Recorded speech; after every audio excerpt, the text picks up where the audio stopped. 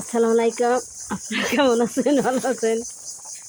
আমি মুরগির মাংস রান্তাছি। এই দেখেন, আমি দেশে আইছি, সৌদি থেকে আমি দেশে আইছি। দেশে আইসে দেখেন, এই দেখেন কাঁচা চুলে রান্তাছি, না কাঁচা না পাকা চুলেই রান্তাছি।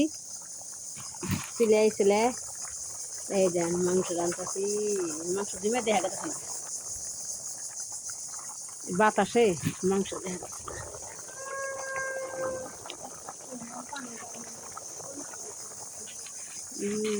পড়ব